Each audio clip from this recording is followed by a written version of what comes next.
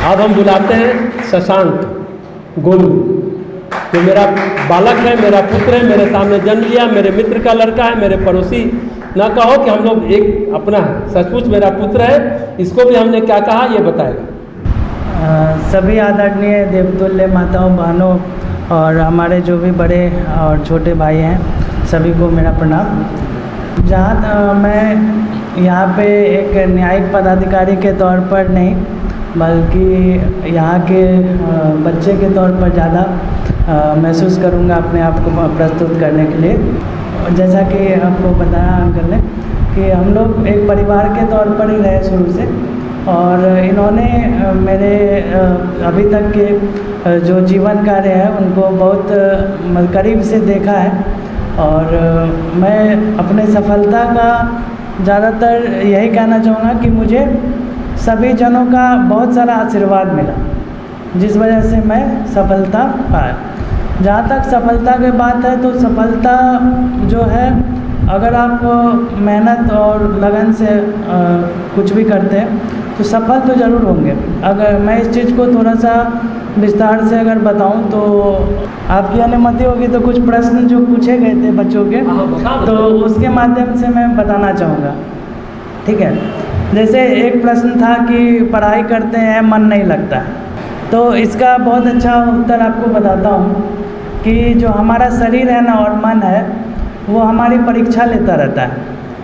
जब आप कोई काम शुरू करते हैं, चाहे एक्सरसाइज करना शुरू करिए, ठीक है। आपने सुबह टहलने का सोचा कि मैं डेली जाऊंगा, आधा घंटा या 1 घंटा टहल के आऊँगी, या आज से मैं पढ़ाई शुरू करूँगा, तो आपका जो मन है ना आपको डाइवर्ट करना शुरू करेगा। 2 दिन जाओ तो आपको कहेगा आज सो जाते हैं, आज नहीं जाते। तो ये आपकी परीक्षा लेता रहता है।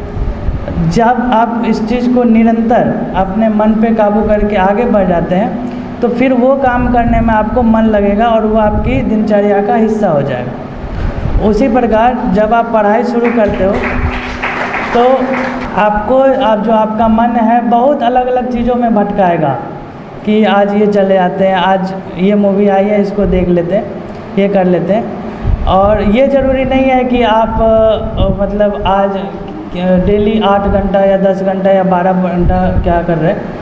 ये ज़रूरी है कि आप निरंतर कितना पढ़ रहे हैं, मतलब एक औसत आपका आना चाहिए। जैसे आप आज सुबह में आप किसी कार्य में व्यस्त रहे तो आप शाम में पढ़ लीजिए, शाम में व्यस्त रहे सुबह पढ़ लीजिए, लेकिन आपका निरंतर पढ़ाई होना चाहिए। ये किसी भी काम पे लागू होता है, चाहे आप कुछ भी कर रहे हो। दूसरा एक क्वेश्चन था कि हमें प्रतिदिन पूजा करना चाहिए कि नहीं करना, पूजा प्रतिदिन पूजा पे क्वेश्चन था।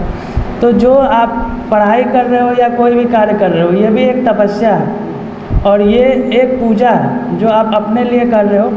और ये तपस्या आपको एक वरदान मिलती है, जो आप पौराणिक कथाओं में पढ़ते हो कि उनको वह शक्तियाँ मिली इतने साल की तपस्या के बाद।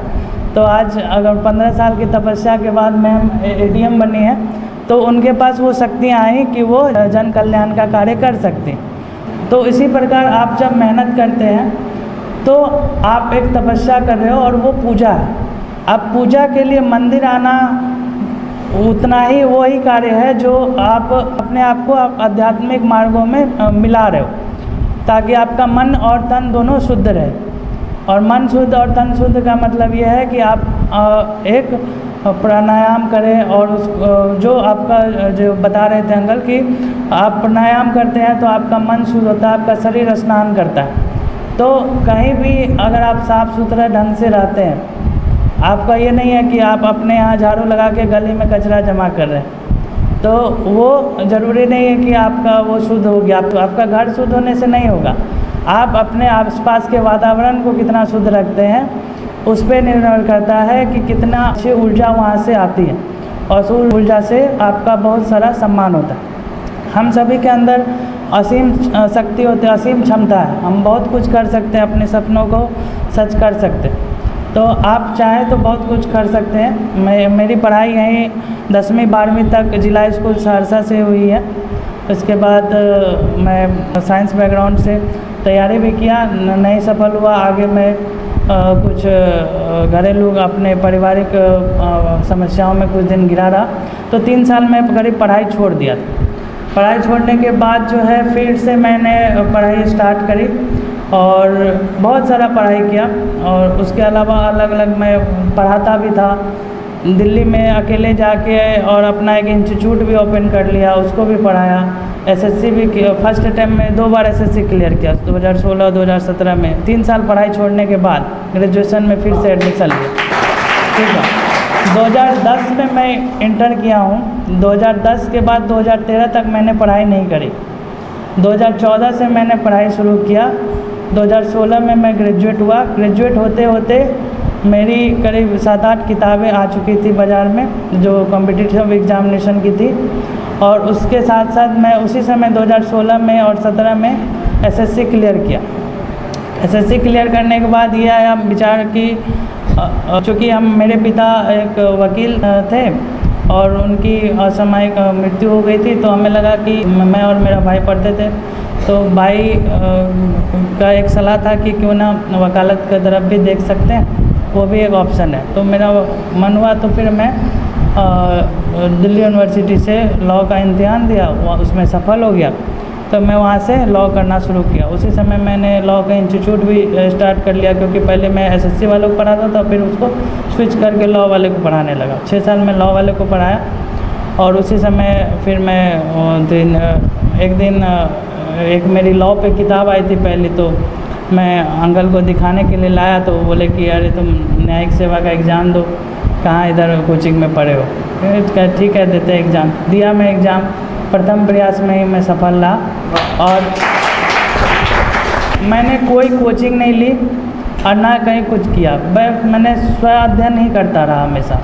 और आप चाहो तो आप स्व अध्ययन से सब कुछ कर सकते हैं। गाइडेंस होता है बेसिकली, एक पर्सन जो देखो, जो आपको अच्छा चीज़ बताता हो कि इस तरह से आप पढ़ सकते हो, इस तरह कर सकते हो, तो वही आपका मेन गाइडेंस होता है। तो वो आप किसी पर्सन को ढूंढ लो जो आपको अच्छा चीज़ें बताए कि कहाँ कहाँ आप क्या कर सकते हैं, तो बहुत अच्छे ढंग से आप कर सकते हैं। और अपने अंदर निरंतर सुधार करने का प्रयास करें। बहुत अपने आप को ऑब्जर्व करिए कि बहुत चीज़ों को आप जो अन्याय से बोल जा रहे हैं, उस पर आप थोड़ा सा लगाम लगाएं अपने को, अपने व्यवहार में लगाम लगाएं।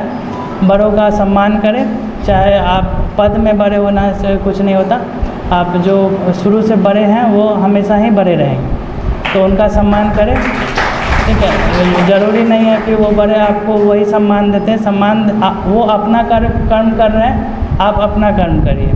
आपका कर्म है, आप उनको सम्मान दीजिए, सम्मान आपको ज़रूर मिलेगा।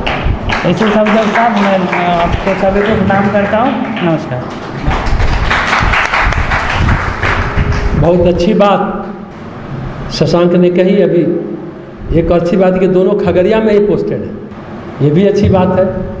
और दोनों नेचुरोपैथ कराने अभी हैं। ऐसे तो शशांक का घर सहरसा ही है, और पहली बार किताब जब इसका प्रकाशित हुआ दिल्ली से और हमारे पास लेकर आए, हमने कि इतना कोचिंग ये वो कर रहे हैं। बहुत संघर्ष रहा इसके जीवन में। पिताजी का असमय देहांत होना, आप समझ सकते हैं कि क्या मनस्थिति है। उस समय इतना छोटा था ये, और देखिए संघर्ष करके कैसे पहुंचा। सभी लोग कहते हैं कि ये सुविधा नहीं है, वो सपोर्ट नहीं है, कैसे ये आगे बढ़ा। सेल्फ मेड लड़का है। और ठीक है, हम लोग ने कहा कि तुम एग्ज़ाम दो, और पहली बार में इसने भी क्लियर किया जुडिशियल एग्ज़ाम, जुडिशियरी को क्लियर कर लिया और अच्छा काम कर रहा है।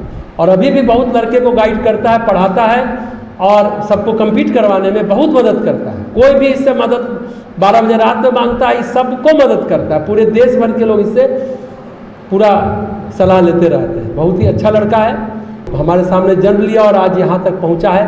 हम तो इसके गवाह हैं।